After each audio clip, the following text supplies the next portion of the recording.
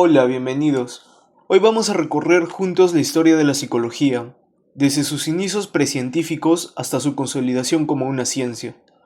Lo haremos a través de una línea del tiempo que nos mostrará cómo distintas culturas, filósofos y científicos han tratado de entender la mente y el comportamiento humano.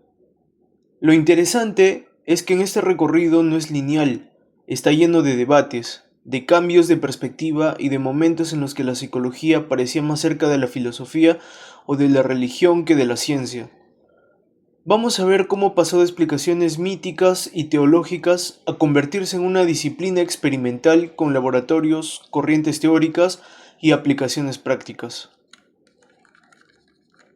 Bueno, empezamos. En primer lugar está la etapa precientífica. Empezamos en la Grecia clásica, en el siglo V a.C.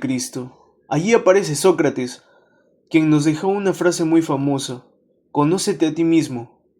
Él consideraba que la introspección, es decir, mirar dentro de uno mismo, era la vía más directa para alcanzar el conocimiento.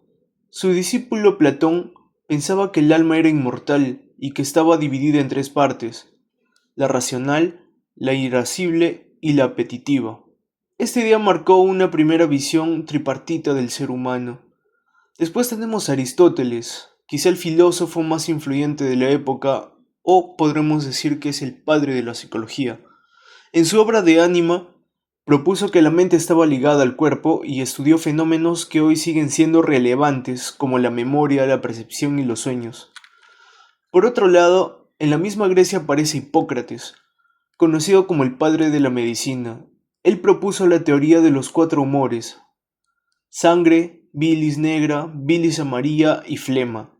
Según su equilibrio o desequilibrio se explicaba la salud y también la personalidad.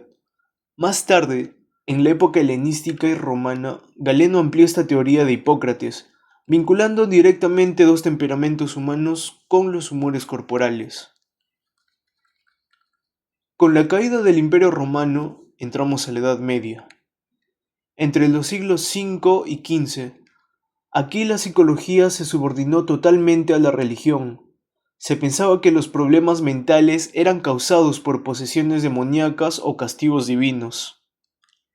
Sin embargo, hubo pensadores importantes como Santo Tomás de Aquino, quien integró la filosofía de Aristóteles con la religión cristiana. Él concebía el alma como el principio vital que anima el cuerpo.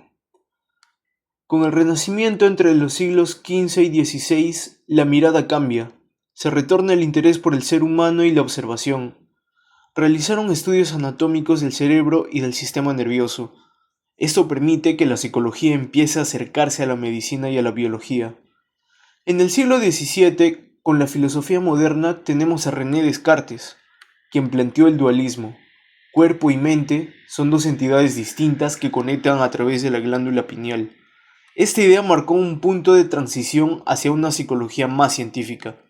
Junto a Descartes aparecen corrientes como el empirismo, con filósofos como Locke, Hobbes y Hume, que defendían que el conocimiento viene de la experiencia y el racionalismo, con pensadores como Leibniz y Spinoza, que se apostaban por el poder de la razón.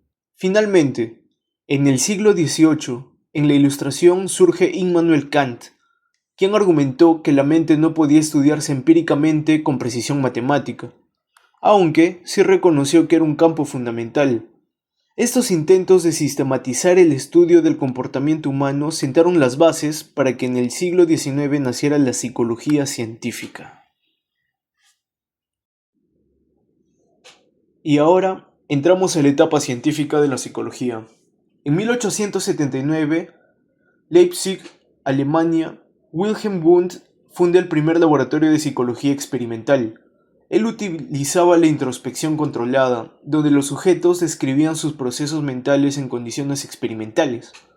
Su enfoque dio origen al estructuralismo, que luego fue desarrollado en Estados Unidos por su alumno Edward Titchener. Por esto Wundt es considerado el padre de la psicología científica. Años más tarde, en 1890, aparece en Estados Unidos William James, quien publica su obra Principios de la Psicología. James no buscaba dividir la mente en partes, como hacía el estructuralismo, sino entender cómo la mente nos ayuda a adaptarnos al entorno. A este enfoque se le llamó funcionalismo, y uno de sus aportes más conocidos fue el concepto de flujo de conciencia. Además, James influyó mucho en la psicología aplicada a la educación, al trabajo y a la clínica. En 1900, Sigmund Freud publica La interpretación de los sueños y da inicio al psicoanálisis. Freud planteó que el inconsciente influye en nuestra conducta, que los sueños son la vía para conocerlo y que la personalidad está dividida en el ello, en el yo y el superyo. Aunque su método no era experimental, el psicoanálisis fue clave para el desarrollo de la psicología clínica y para la comprensión de los conflictos internos. En 1913, John B. Watson publica el Manifiesto Conductista. En él critica la introspección y afirma que la psicología debe estudiar solo la conducta observable. Se basó en experimentos como les de Ivan Pavlov, como el condicionamiento clásico, y realizó su famoso experimento con el pequeño Albert, demostrando que el miedo podía condicionarse, y así nació el conductismo que dominaría gran parte del siglo XX. Pero a mediados del siglo pasado surgen nuevas corrientes. En las décadas de 1950 y 60 aparece la psicología humanista, con figuras como Abraham Maslow, quien elaboró la pirámide de necesidades, y Carl Rogers, el creador de la terapia centrada en la persona. Esta corriente fue una reacción al conductismo y al psicoanálisis, y se enfocó en la libertad, la creatividad, la experiencia subjetiva y la autorrealización. Un poco más tarde, en las décadas de 1960 y 70, ocurre la revolución cognitiva, influida por el desarrollo de la informática y la cibernética. Esta corriente propone que la mente funciona como un procesador de información. Autores como Jean Piaget estudiaron el desarrollo cognitivo en la infancia, y Ulrich Neisser se centró en los procesos de percepción, memoria y pensamiento y lenguaje.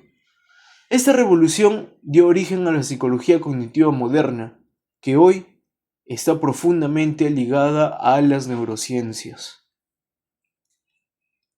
En resumen, la psicología recorrió un largo camino. Comenzó en la filosofía griega, pasó por explicaciones religiosas en la Edad Media, se nutrió de la filosofía moderna y finalmente se consolidó como una ciencia en el siglo XIX. Desde entonces, ha seguido creciendo, con corrientes tan diversas como el psicoanálisis, el conductismo, la psicología humanista y la cognitiva. Hoy en día, la psicología combina todas estas influencias y se apoya en la investigación científica para entender la mente y la conducta humana. Bueno, por mi parte fue todo. Gracias por acompañarme en este viaje por la historia de la psicología.